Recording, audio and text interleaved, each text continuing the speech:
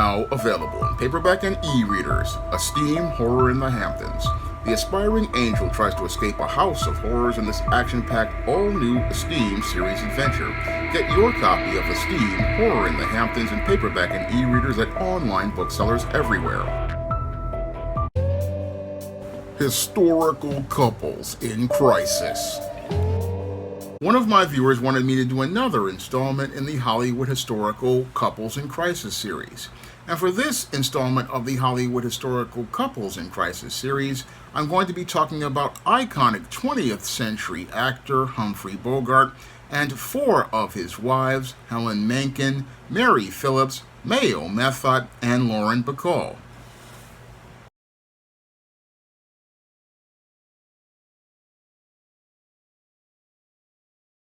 Now, the first person I'm going to be talking about in this Historical Couples in Crisis video is legendary 20th century actor Humphrey Bogart. Now, Humphrey Bogart is considered to be one of the greatest actors of the 20th century, starring in many iconic films of the 20th century, such as Casablanca, such as The Petrified Forest, and The African Queen. And Humphrey Bogart is a legend in acting for his legendary performances in dozens of great films, such as Dark Passage and Key Largo. And he's known for being, again, one of the icons of early 20th century Hollywood. And in spite of all of that success, sadly, he was on the road to becoming a man in crisis due to the dysfunctional home that he basically was raised in. Now, Humphrey Bogart was born Humphrey DeForest Bogart on Christmas Day in New York City, and he was the eldest child of Belmont DeForest Bogart and Maud Humphrey. Now, Humphrey Bogart basically was on the road to becoming a man in crisis due to the dysfunctional paradigm that his father basically was raised in. And as Humphrey Bogart's father was raised in a dysfunctional home, what happened was he basically was in a situation where he saw an unhappy marriage, and that unhappy marriage created a model for Humphrey Bogart to follow, because as his father basically was following this whole dysfunctional marriage, he wound up getting involved with another woman who was just as toxic as the one that his father wound up seeing. Now, the father, again, grew up in this very dysfunctional home where he was, again, he saw an unhappy marriage, and as he saw this unhappy marriage, this became his model for relationships. And as Belmont DeForest Bogart then decided to go out here and get married, he then married this woman, Maud Humphrey, and Maud Humphrey and Belmont DeForest Bogart's relationship became just as dysfunctional.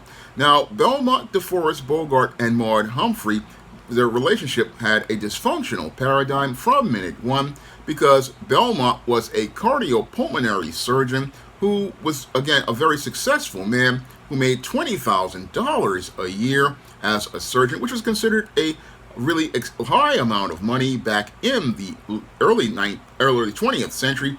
But Maud was a commercial illustrator who received art training in New York and France, and she was a militant suffragette, or the predecessor to a feminist, and basically she was making far more money than Belmont Bogart did, and that basically caused the friction in their relationship that showed how this relationship would become just as dysfunctional as Humphrey Bogart's grandfather's relationship. And what happened here with this relationship is that we saw the pattern of these males basically on a road to a paradigm of dysfunction. And again, as each man basically was dealing with toxic women in toxic relationships, they basically showed how we were seeing an intergenerational man in crisis pattern was forming. Now, as Belmont Bogart was trying to have a relationship with Maud Humphrey, he basically, in that age, felt emasculated because his woman was making more money a year than he was, because she was making $50,000 a year at the peak of her career, which was the equivalent of a couple of $1 million, while her husband was making $20,000. And as they lived in an Upper West Side apartment, basically the model that Humphrey Bogart and his two sisters saw was their parents basically just not really getting along well or even connecting or bonding with them, because both of their parents were out here in their careers, and when they were home they wound up fighting with each other. And they wound up fighting with each other basically because the Humphrey Bogart's father felt emasculated as a man. He did not feel like he was the head of his own household. He did not feel like he had leadership over his home. And with his wife not submitting to him or respecting him, because suffragists, like feminists, are argumentative and very hostile, this man didn't feel like a man. And this basically really had an impact on Humphrey Bogart, because children base their behavior on what they see, and they base their behavior on the paradigms for relationships that are modeled for them. And the relationship that was modeled for Humphrey Bogart in front of him, in front of his parents, was a relationship where nobody really met anybody's emotional needs as related to the children, and nobody really taught the children. Everybody was focused on their careers, and nobody really talked to anyone or connected with anyone. And that really prevented Humphrey from bonding with his mother, who basically, again, as a baby, used him in a picture to, again, sell for some sort of business venture. And again, this is what she did out here. And again, as she was out here, she didn't really connect with her child, because, again, many of these feminists or suffragists, they wanted to be like men. So in that home, there was a major power struggle between Belmont Bogart and Maud Humphrey, and that basically again created the whole paradigm for relationships that Humphrey Bogart saw at an early age, that really put him on the road to becoming a man in crisis when he got older. Now, Humphrey Bogart's mother basically was looking to emasculate her son early on by going out here and putting him in Little Lord Fauntleroy clothes, again looking to effeminize him, and basically again put him on a situation where he was basically not really getting his emotional needs met, because she was emotionally detached. And as she was emotionally detached, he basically did not really do well in school. He was struggling in school, and if it wasn't for him being wealthy, he again wouldn't be able to have gone on that far. But the whole thing is, Humphrey Bogart didn't really do well in school at all, because he really, again, didn't get his emotional needs or encouragement from his very distant mother and father. And with him doing poorly in school, he wound up enlisting in the U.S. Navy, and he spent time in the military, but sadly the military didn't really help him shape him as to become a healthy man. While he was in the military, he did get a trademark scar as he was out in the military, but the whole thing is, he didn't learn any sort of male life skills or male survival skills from other men, and that basically wound up impacting his personal life, even though he was out here trying to build a life for himself in the entertainment industry. Now, after the Navy, Humphrey Bogart returned home to find his father in poor health and his medical practice falling apart, which is what happens to beta males, because with beta males, they oftentimes try to do things to overcompensate in order to be the man that they believe that can be a leader. And Humphrey Bogart's father went out here and put a lot of the family's wealth into bad timber investments. And as he went out here and put his money into these investments, what happened is that he wound up losing all of his money, and eventually Humphrey Bogart's mother wound up separating from his father, because as a hypergamous woman, she saw this man having not the resources that she wanted, so she left to leave him and move on. And seeing his investments fall apart, Humphrey Bogart saw his father in a bad place, and again he started to become even more standoffish from his father, becoming more of a person who was leftist, and again didn't want anything to do with anybody who was a part of those circles, and eventually started working as a shipper and a salesman and joined the Coast Guard Reserve. Now, as Humphrey Bogart joined the Coast Guard Reserve, he then went on to explore different things and went into acting and started doing plays, and that's where he met his first wife, Helen Menken.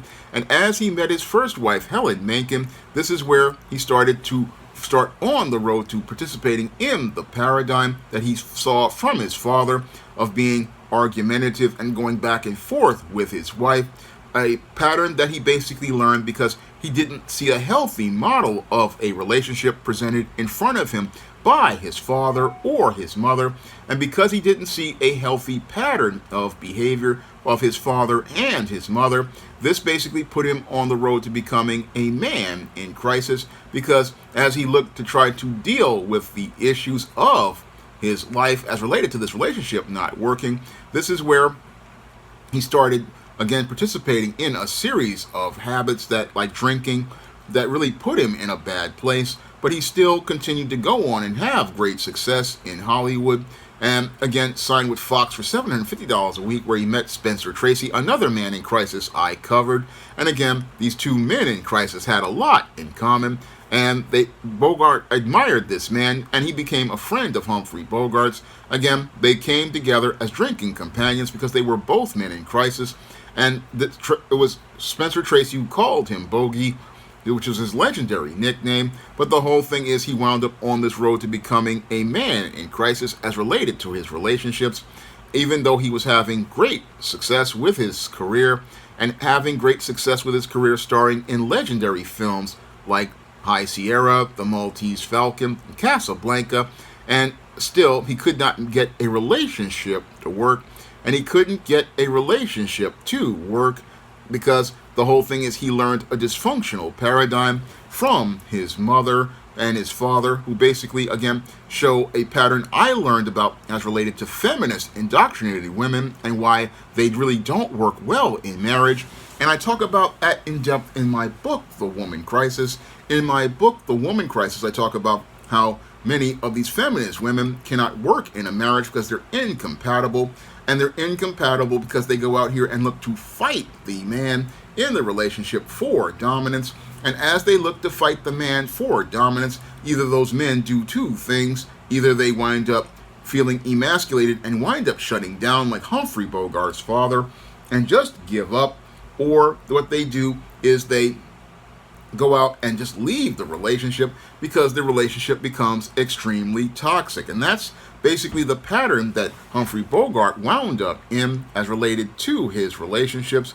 And he wound up in this whole pattern because he wound up again getting involved with a series of just really dysfunctional women, starting with Helen Menken and then Mary Phillips, and then he had his longest relationship with Mayo Methot, which basically was him bickering and arguing to the point with her, to the point where that relationship basically became legendary for the arguments that both of them had. I mean, her relationship with Humphrey Bogart was an extremely toxic one, and an extremely toxic one because she just looked to make him as miserable as he looked to make her.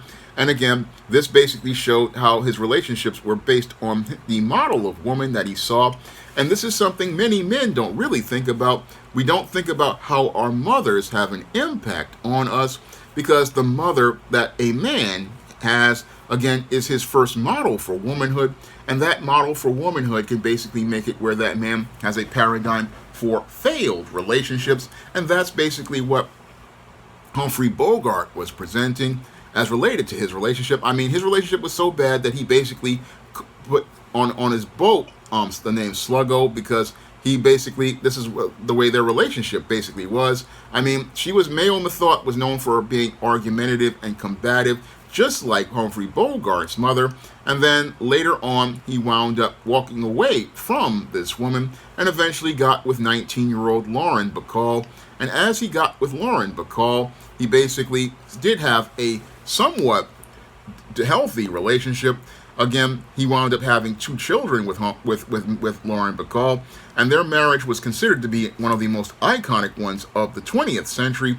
And Humphrey Bogart remained married to Lauren Bacall until the day that he died. And Humphrey Bogart, sadly, he wound up dying in 1957 after dealing with throat cancer from having all the habits of drinking and smoking to deal with the stress of being in this toxic relationship, the series of toxic relationships, and the toxic model for relationships that he had.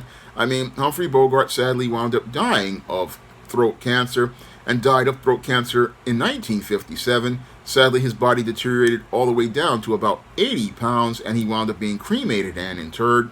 But the whole thing is that Humphrey Bogart, in spite of all of his success, could not get a successful relationship until later on in life. And he couldn't really get that success because he was a man in crisis who didn't really understand his paradigm for relationships until possibly later on in life. I mean, even later on in life when he found out Lauren Bacall was pregnant, he didn't really want to be a father, but still reluctantly still went on to go out and have those two children. But sadly, he couldn't really break out of that paradigm as related to the pattern of relationships. And again, when I look at Humphrey Bogart's whole life, it basically shows me why it's important for a man to be careful about the woman he chooses to be with, because the woman you choose to be with can either help your children grow up to become healthy men, or they can wind up growing up to become men in crisis. Now, the second person I'm going to be talking about in this Hollywood historical couples in crisis video is Humphrey Bogart's first wife, theater actress Helen Menken. Now, Helen Menken was the first wife of actor Humphrey Bogart, and their marriage only lasted 1 year because Humphrey Bogart and Helen Menken just did not get along, because Humphrey Bogart and Helen Menken continued to participate in a pattern where they would continue to argue regularly, and the relationship wound up basically deteriorating because both partners had a paradigm of continuing to argue with each other, and that basically led to the entire relationship falling apart. However, when it comes to Helen Menken, she was basically on the road to becoming a woman in crisis way before she ever got involved with Humphrey Bogart, and her road to becoming a woman in crisis basically started due to the home that she was born in.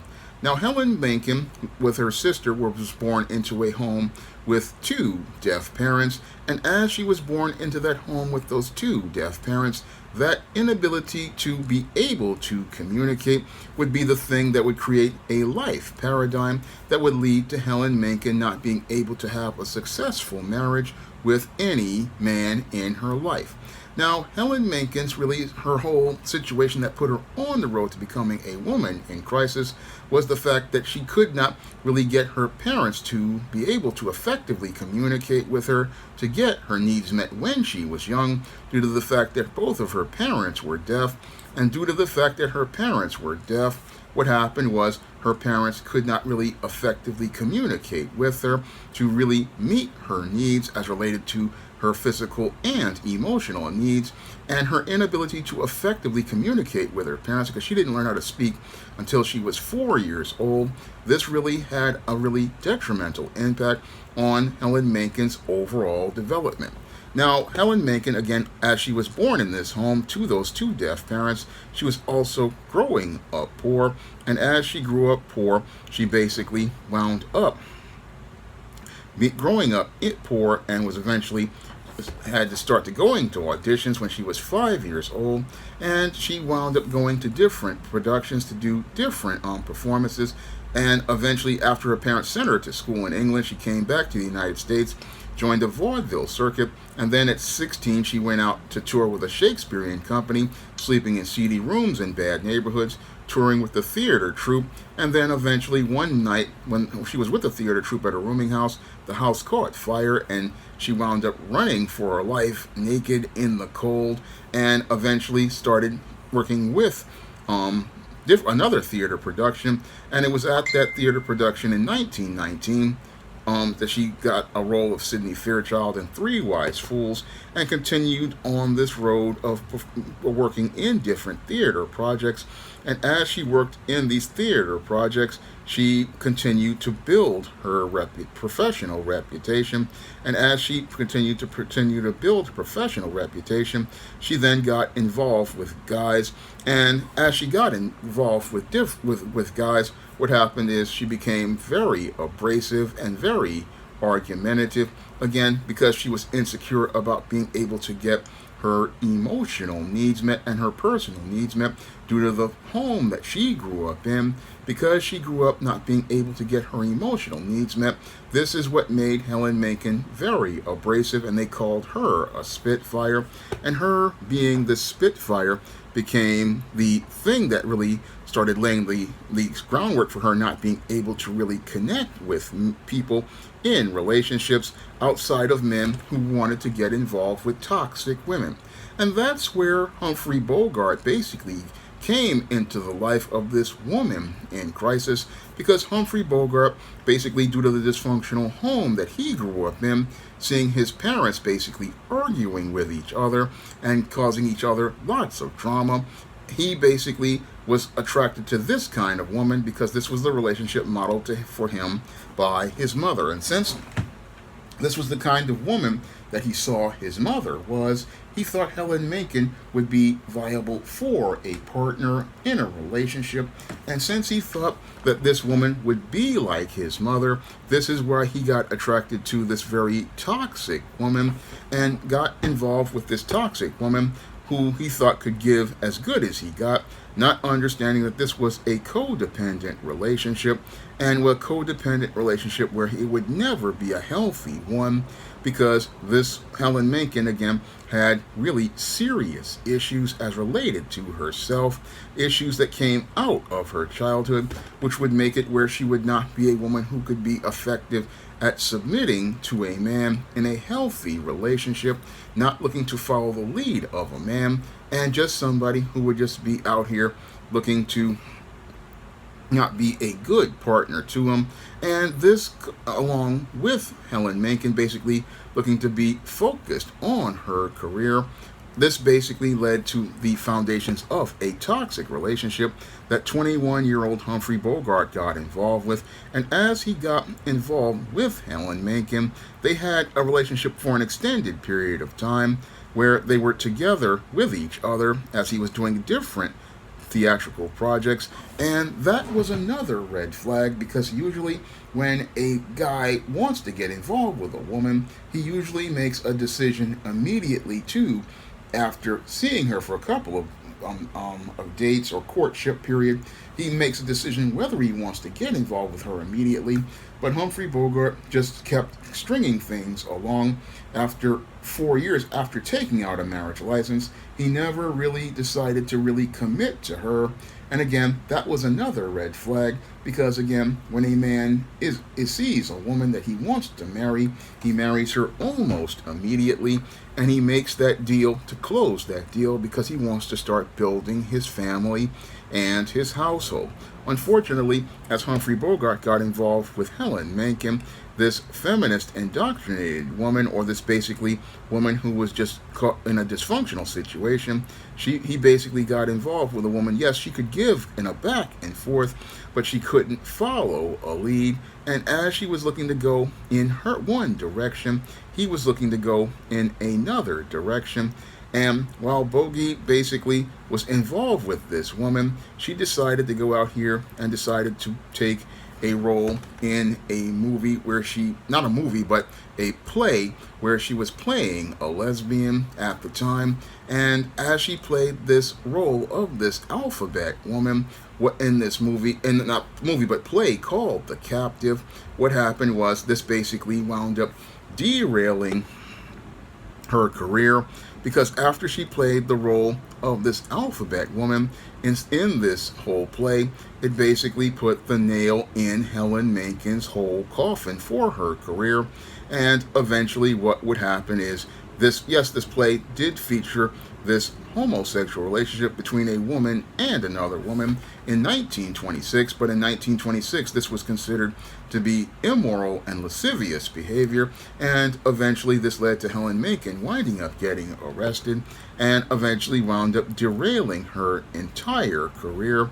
And eventually what happened with Helen Menken was that after playing this role, it basically was the end of Helen Menken's career.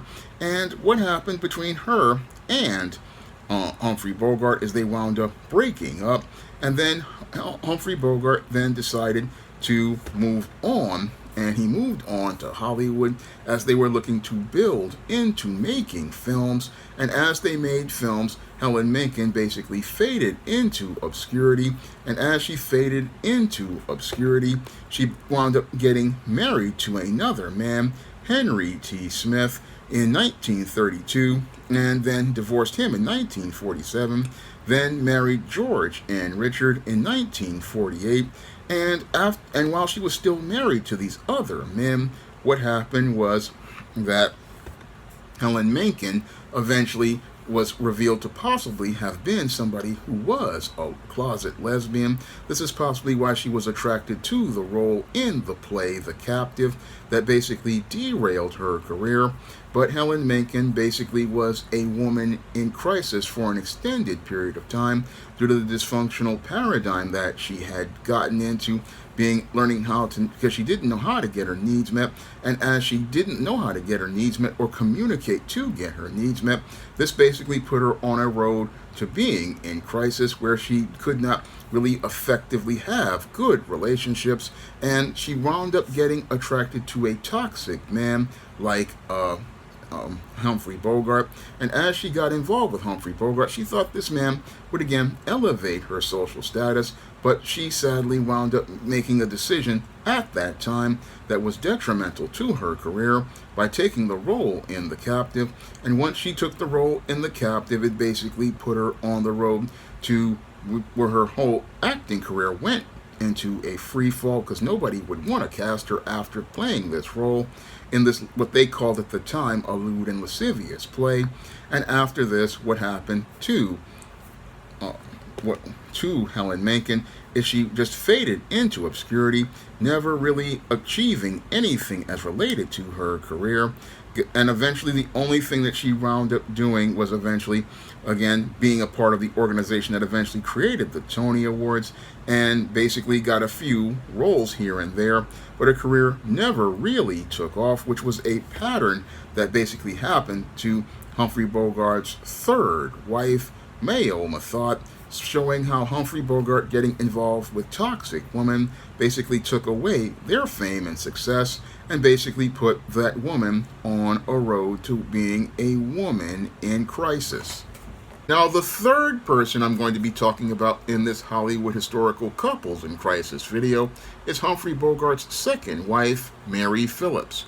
Now, Humphrey Bogart wound up marrying Mary Phillips 1 year after he wound up divorcing Helen Menken, after she wound up destroying her entire career and professional reputation by starring in a stage play which featured a lesbian lead role, and this basically wound up torpedoing Helen Menken's career and possibly wound up destroying their relationship, because Helen Menken allegedly had these sapphic affairs and wanted to go participate in a sapphic relationship. And this basically led to Humphrey Bogart and Helen Menken divorcing and eventually leaving each other. And as they left each other, Humphrey Bogart then got involved with actress Mary Phillips, and as he got involved with Mary Phillips, he wound up marrying her on April 3rd of 1928 at her mother's apartment in Hartford, Connecticut, by a justice of the peace. Now, this was Mary Phillips' first marriage and Humphrey Bogart's second, and back then he was a little-known stage actor, and she was an established actress in the New York theater. Now, Humphrey Bogart and Mary Phillips stayed married for 10 years, but as they stayed married in those 10 years, both of them wanted to go into completely different directions as related to their careers, and that had a very detrimental impact on their relationship. Now, when I look at Mary Phillips and Humphrey Bogart's relationship, it really mirrors that of many modern feminist indoctrinated women that I talk about in The Woman Crisis, and how they often make their careers a priority over their relationships. And because they make their careers a priority over their relationships, what happens with those relationships is that they wind up deteriorating, and they wind up deteriorating because what happens in those relationships is that the foundation isn't really based on love. No, it's based on convenience. And basically, Humphrey Bogart conveniently needed a wife in order to be able to continue moving forward in his career. And Mary Phillips wasn't able to be that kind of wife that would be a good optic for him as related to his professional career, because with her going in a completely different direction, she could not be the submissive woman that he would need for a wife, and she also wasn't fitting that whole type that he was into, because he liked to be with these kinds of really toxic women who like to argue and go back and forth. And it looks like Mary Phillips wasn't that kind of woman that wanted to continue going back and forth with him as he looked to start making more power moves into Hollywood, because Humphrey Bogart was looking to move past the theater and looking to move towards the movies that were emerging as an industry. And as Humphrey Bogart started to get more roles like he was with his previous wife, he basically was really not really able to maintain this relationship, and he wasn't able to maintain the relationship even though it went on for 10 years, and both of them they had grown apart from each other, and Mary Phillips basically wound up growing apart because she basically wanted to be with someone who would basically allow her to be able to continue having her career her way. Again, this is the same pattern that many feminist indoctrinated women have. They only want to be with the man who can do things on their terms, and that's why she didn't want to be with Humphrey Bogart, because he was going to be the lead in the relationship, and she didn't want to be the submissive. So she wound up divorcing Humphrey Bogart after 10 years, but they remained good terms, friends, and eventually what happened with Mary Phillips is that she wound up marrying a second man, Kenneth McKenna, who she stayed with until he died. And even though she was able to get a success out of that marriage, she was winding up, again, a woman in crisis with Humphrey Bogart, because Humphrey Bogart, sadly, he was a man who just really did not know how to pick women, and every woman he picked basically wound up having a bad relationship with him, like his third wife, Mayo Methot. Now, the fourth person I'm going to be talking about in this Hollywood historical couples in crisis video is Humphrey Bogart's third wife, Mayo Methot. Now, Mayo Methot is the third wife of Humphrey Bogart and considered to be one of the most infamous women in Humphrey Bogart's life, because Mayo Methot and Humphrey Bogart were known for having a very tumultuous relationship, because they would constantly be arguing and fighting with each other. However, before Mayo Methot got involved with Humphrey Bogart, she was basically on the road to becoming a woman in crisis due to the dysfunctional way she was raised. And with Mayo Methot being one of these career ambitious women, she basically was a feminist before the days of feminism, and basically had no real respect for men or male authority figures. Now, Mayo Methot was born in 1904 in Chicago, Illinois, the only child of Evelyn Wood and Dillon Jack Methot, a ship captain, and was a direct descendant of Zachary Taylor, the 12th President of the United States. Now, shortly after their birth, they moved to Portland, Oregon, where Mayo Methot was raised, and with the father being a ship captain, he really wasn't in her life really that much, I believe, and that's possibly where it laid the foundation for the father issues that led to her being a woman in crisis. Now, Mayo Methot had a gift for literature and acting as a young child, memorizing Shakespeare, and began performing on stage at 5 years old, appearing in a Portland production of Sappho, opposite Florence Roberts, and then went on to star in The Awakening of Helen, Richie playing the role of a boy.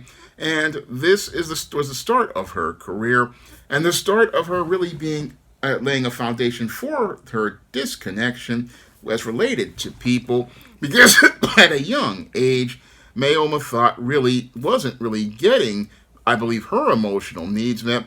And yes, she went out here and traveled to different places to meet where she presented Woodrow Wilson with a bouquet of flowers, and was out here doing different performances and did very well in places like the schools that she went to. While she had a good academic foundation, her family foundation basically was the real, I believe, real issue with her as related to her problems with relationships, because I believe a lot of her problems started with the father issues that she had as related to not really having that bond with her father. And I believe that inability to have that bond with her father basically led to Mayo Methot's whole foundation for her dysfunction. Now, as Mayo Methot went on with her career from a child performer to becoming an all-adult performer, she began performing on Broadway. And as she performed on Broadway, she got lots of praise for her performances. And as she got praise for her performances, she basically got a lot of acclaim. And as she got this acclaim, this is where she decided to move to Hollywood. And with that move to Hollywood, that's when she started to again participate, I believe, in hypergamy. First, she was married to one man named John Lamon. And then in 1931, when she came to Hollywood, she then married Percy T. Morgan Jr. And that's basically when she again married a man not out of love, but because of the clout that this man had, because Percy T. Morgan Jr. was a very wealthy oil tycoon, and he also ran the Cock and Bull restaurant with Jack Morgan, where they invented the Moscow Mule. And this relationship basically was one that Mayo Methot got involved with, because she was, again, looking to elevate her social status. And because she was looking to elevate her social status, this is where she was with this man, not out of love, but because she loved the social status elevation this man had as related to being connected in Hollywood. And also she believed that this man could elevate her status. Now, with Mayo Methot, this is basically where she started on the road to her decline in her personal life, I believe, because yes, she was starring in movies, but eventually she starred in a movie working with Humphrey Bogart called Mark Woman, and that's when her hypergamy kicked in, because Humphrey Bogart was on his way as a performer to becoming a major star. And the reason why her marriage fell apart is because she got involved with Humphrey Bogart on the set, and basically she didn't want to submit to the authority of her husband, who was out here, Percy T. Morgan, didn't want to submit to his authority. And with Humphrey Bogart being a star with higher social status in her mind, she basically didn't have respect for this man, and she really didn't have respect for this man Morgan, because she basically had serious issues as related to her bonding process. Her bonding process was already damaged because she, I believe, didn't have that relationship with her father. And then she had the issues with the divorce before as related to John Lamon, who she already had a spirit and DNA of this man inside of her as related to that bond. And then you have Percy T. Morgan Jr. He's trying to have a relationship with this woman who has already been divorced once and has already been connected and bonded to another man. So she already has this man's spirit inside of her and DNA inside of her bonded to hers, and that made it where she did not really have a good bond with Percy T. Morgan Jr., and he was having problems with her because he told her he didn't want her to take a role in a movie in New York.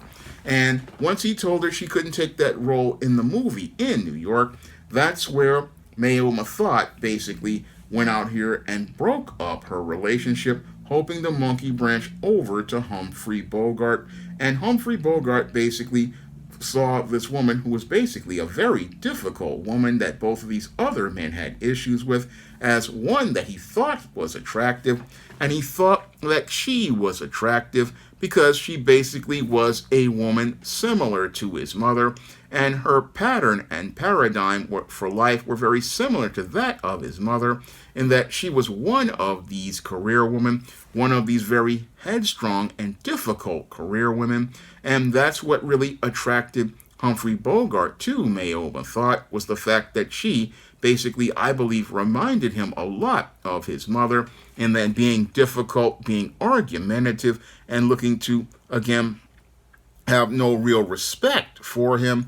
And after they got together, what happened was they wound up after she divorced her husband in 1937, she then got involved with Humphrey Bogart in 1938. And what's really ironic is that Humphrey Bogart would blame his wife's careers and long separations for the failures of their marriages. But what really led to Humphrey Bogart's marriages failing was the fact that he just kept picking women with a pattern similar to his mother. That's the reason why his relationships failed, because he kept getting involved with women like his mother, who were not really a good fit for a relationship. And she wasn't a good fit for a relationship to his father, because she basically emasculated his father, and had no respect for his authority because she made more money than he did. But sadly, Humphrey Bogart didn't get access to the psychology and things as related to mental health to look at his life paradigm, and that's why he continued on in this life paradigm and hoped to try to fix that whole situation with his marriage to Mayo Methot, who he asked to, after they got married, to give up acting. And I believe what happened with their marriage is that it really was not on a strong footing, because what happened after Humphrey Bogart told Mayo Methot to submit to him is that she started to harbor resentment to him after he told her to give up her career. I mean, this is a pattern that I saw also in the movie Carnal Knowledge, where the Jack Nicholson character tells Anne Margaret's character to give up her job, and she basically just goes into a state of depression, because what Mayo Methot wanted to do was feel secure by going out here and having her own job and having her own career. And what happened was both of them drank heavily. I believe Humphrey Bogart was drinking heavily because he basically was feeling inadequate about himself as a man, as related to not being able to make relationships work. And Mayo Methot started drinking heavily because she really harbored a lot of resentment towards Humphrey Bogart and him telling her to give up her career.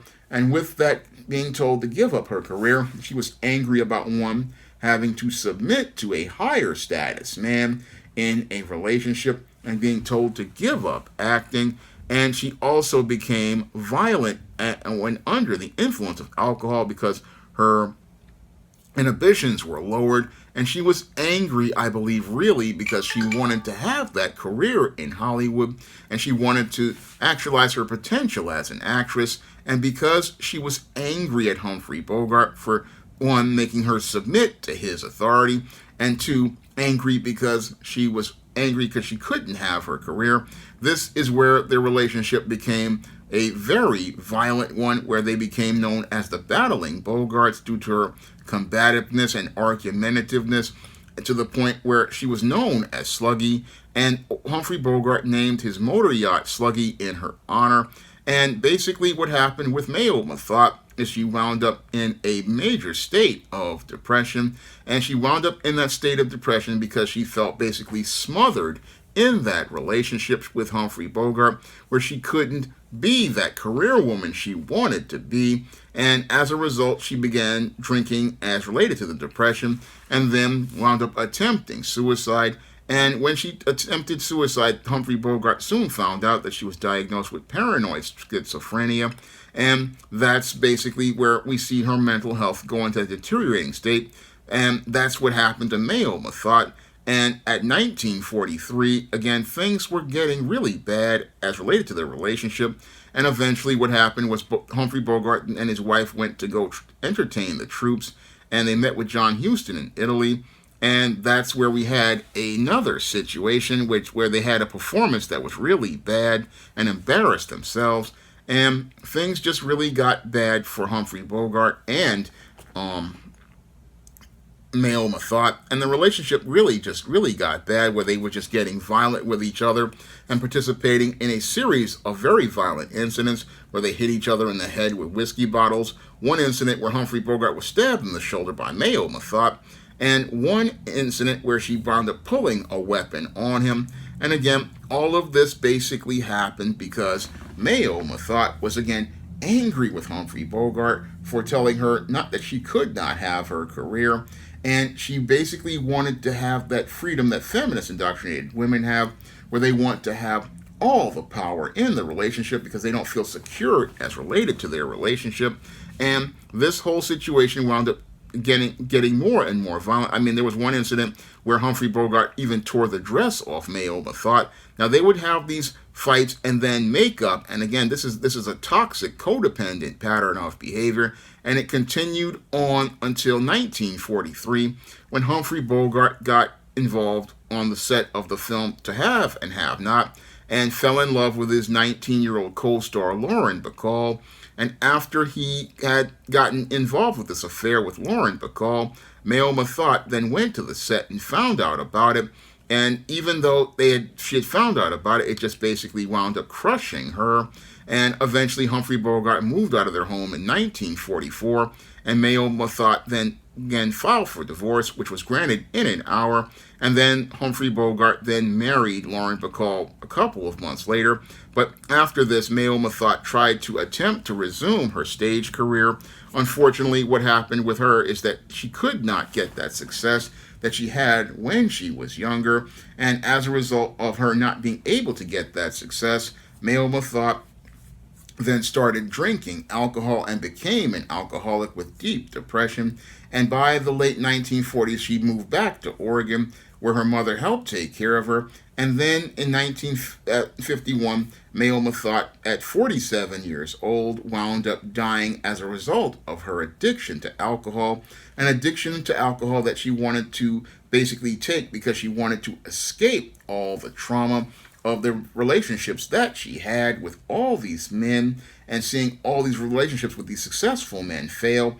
Basically, Mayo Methot became depressed because she had lost her Hollywood career because of Humphrey Bogart. She had lost her ability to perform because she couldn't work with the other wealthy man that she was with. I mean, she was with Percy T. Morgan Jr., a man who could have really taken care of her. She wound up leaving that relationship and then having 3 relationships fail. Again, all of this really weighed heavily on Mayo Methot as related to her life and her career, and it basically made her feel worthless. And sadly, as a result of all the depression Mayo Methot went through, she wound up passing away at 47 years old, and sadly left this world a woman who was in crisis, a woman who was miserable in the company of herself because she couldn't work with a man, and because she wound up getting involved with a toxic man, she wound up becoming a woman in crisis.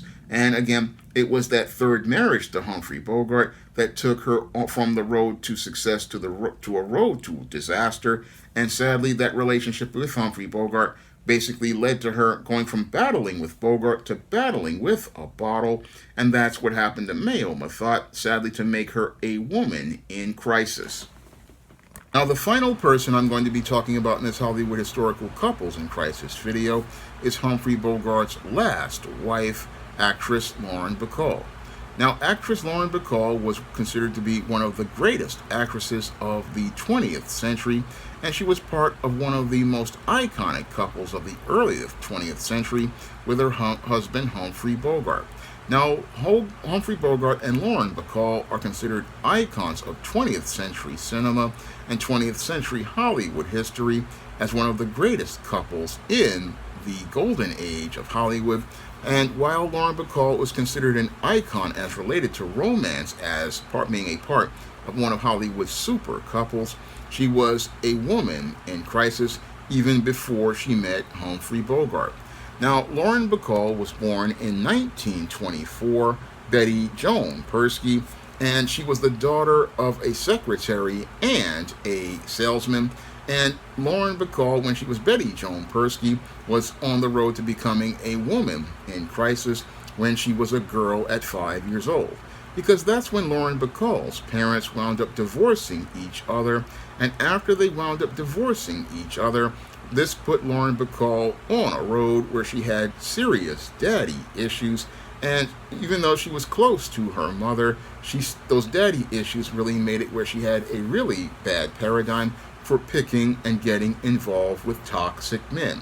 Now, Lauren Bacall's pattern really was parallel to that of Humphrey Bogart, who himself had grown up in a toxic home with a feminist mother, or a suffragist mother as they called it at the time, and a father who felt emasculated.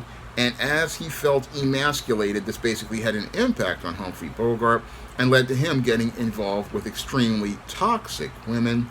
And that's where Humphrey Bogart and Lauren Bacall basically had a lot in common. Now, Lauren Bacall, as related to these daddy issues, basically, this is what she had to deal with for many years. And the whole thing is that she was able to go to top schools, but those top schools really couldn't really help her as related to the pattern and paradigm that she was raised in. Now, Lauren Bacall, again, basically her family, they allowed her to attend these Highland boarding school in Tarrytown, New York, and was able to attend Julia Richmond High School in Manhattan. And eventually, at the age of 17, again, she was taking lessons at the American Academy of Dramatic Arts in New York. She dated Kirk Douglas, and then eventually made an acting debut when 17 as a walk-in in a play, and then was living with her mother in Bank Street in 1942 in Greenwich Village, where she was crowned Miss Greenwich Village, and also appeared on the cover of Harper's Bazaar and magazines like Vogue as a model, and was seen as somebody, again, who was very attractive. And her being somebody who was considered very attractive, again, wound up eventually, she got the attention of Slim Keith, who was the wife of director and producer Howard Hawks. And this is where Lauren Bacall, after she took a screen test for Howard Hawks' film To Have and Have Not, basically wound up on the road to becoming a Hollywood icon, and further down the road to becoming a woman in crisis. Now, as Lauren Bacall went to Hollywood to take the screen test for To Have and To Have Not, Howard Hawks signed her to a 7-year contract at $100 a week, but was looking to get in a covert contract with her as related to a relationship. Now, 20-year-old Lauren Bacall didn't know what was going on behind the scenes as related to Howard Hawks' motives. Howard Hawks basically wanted to make Lauren Bacall a star, but he wanted it at a price. Now, as Slim Keith was looking to try to train Lauren Bacall and again help her to become an actress, Howard Hawks was looking to get a side piece. And the same thing was happening as he was working on his film To Have and Have Not, where Lauren Bacall first met Humphrey Bogart, who was, again, a 45-year-old man who was in the middle of an extremely toxic relationship with his then wife, Mayo Methot. Now, Humphrey Bogart and Mayo Methot, things were just going back and forth with them. And as they were going back and forth with each other, here was Lauren Bacall, who was 20 years old, first time outside of her family, and now in Hollywood all by herself. And Humphrey Bogart, being a 45-year-old man at the time, basically was that kind of guy that Lauren Bacall always wanted, because she didn't have her father in her life, and Humphrey Bogart fit the whole model of the father figure she had always looked for. Now, Humphrey Bogart, again, was an older married man who basically was committing adultery by going out here and having a relationship with Lauren Bacall, but that really upset Howard Hawks, who basically was a simp. And Howard Hawks, basically, what he wanted to do was set up Lauren Bacall to be an actress in his movies on screen, but also wanted to set her up to be a side piece. And as he was looking to set her up to be his side piece, this was him basically not respecting Lauren Bacall as a person, but looking to use her so that he could basically be able to put the carbon rod in the atomic waste reactor and participate in some nuclear fusion on the side while he was married to Slim Keith, and he was looking to try to do things to leverage this, and even threatened Lauren Bacall's career. Now Howard Hawks' simping basically got out of control to the point where even Jack Warner, the head of Warner Brothers, had to step in order to stop this from happening, and him stepping in basically saved Lauren Bacall's career and saved her career from basically being the disaster that it could have turned into, because the studio needed to look out for its money. So when he messed with the money, that's when they decided to stop Howard Hawks. But it basically showed the pattern and paradigm that Lauren Bacall wound up in as related to getting involved with toxic men, and she wound up again on this road to getting involved with toxic men because her mother left her father, and as she was left without a father, she was out here looking for a man to be that father figure, and eventually that left the door open after Humphrey Bogart divorced Mayo Methot for her to wind up being involved with Humphrey Bogart.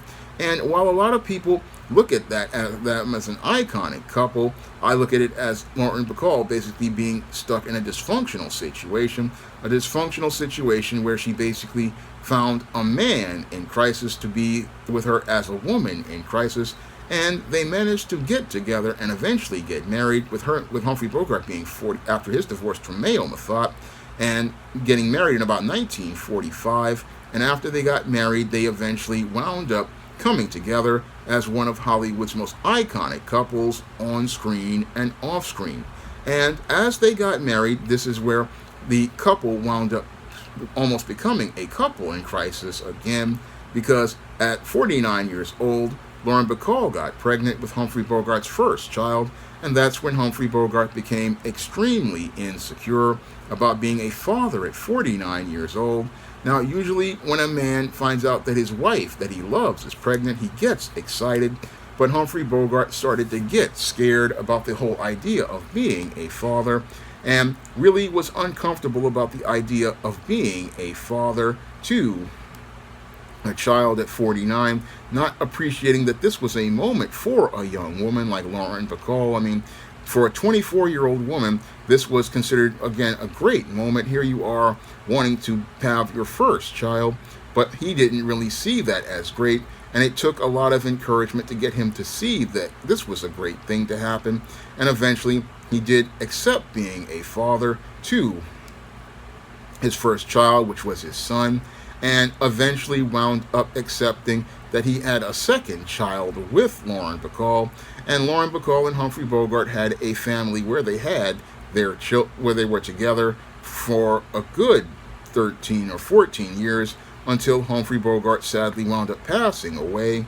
And it was when Humphrey Bogart wound up passing away that Lauren Bacall was left without her husband, and just continued to go on, and eventually after she went on, she wound up getting involved with another toxic man, Jason Robards. Now, she got involved with Jason Robards as she was working in theater and wanted to, again, get close to a man that was more on her level, more around her age range. But sadly, that relationship really didn't work out. And it didn't really work out because what happened with that relationship with Jason Robards became an alcoholic. And as he became an alcoholic, he then just was not a functional man. He was another man in crisis due to his alcoholism, and the entire relationship wound up deteriorating. Now, before Lauren Bacall got involved with Jason Robards, she did get involved with other men like Frank Sinatra, who wanted to marry her, but then she didn't want to marry him. And there were other guys in between, but it was the relationship with Jason Robards that really showed the pattern of Lauren Bacall picking toxic men. Again, picking toxic men because there wasn't that father there to model manhood for her or model an example of manhood for her. And as a result, she wound up getting involved with toxic man after toxic man before just deciding to just not continue to get involved with any more guys after that, and then just decided to go on with her career in acting. But when I look at Lauren Bacall and Humphrey Bogart, again, it shows how Humphrey Bogart was a man in crisis because he continued to pick toxic women. And again, his pattern of picking toxic women led to him creating couples in crisis all throughout his life, and never really finding that satisfaction or peace in a relationship as related to relationships and marriage. Now, towards the end of his life, he did find a little peace with Lauren Bacall, but not the whole satisfying relationship that he could have had, because he started out on a paradigm of bad relationships because his mother was one of these feminists, and him seeing his father and his mother not get along led to him getting involved with more and more toxic women, and all of his relationships wound up failing because as a man in crisis, he wasn't ready to lead a relationship, and because he couldn't lead a relationship, he couldn't find the success in a relationship that he had in his career in Hollywood. And the same thing happened with Lauren Bacall. Got involved, had a great career, but the personal life was in shambles. But that all happens due to the dysfunctional way both of these people are raised, and that's what happens when you have toxic people. They attract other toxic people, and they wind up creating couples in crisis. Now, if you want to learn more about what leads to a man not being able to have a satisfying and happy relationship, you can pick up my book, The Man Crisis, on Amazon.com in paperback and Kindle format. You can also find The Man Crisis at other online booksellers like Draft the Digital, Google Play, Barnes & Noble, Walmart, and Target. And if you want to learn why so many women wind up picking the wrong man and wind up being a part of multiple relationships that just do not work, you can pick up my book, The Woman Crisis, on Amazon.com in paperback and Kindle format.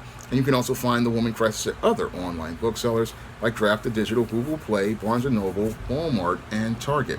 And if you want to see me make more videos about Hollywood historical couples in crisis, you can send a donation to the Patreon, the PayPal, or the Cash App by clicking the links in the description box for a donation of a minimum of $15. And if I know something about that couple and you send me a donation of a minimum of $15, I will make that video about that historical couple in crisis.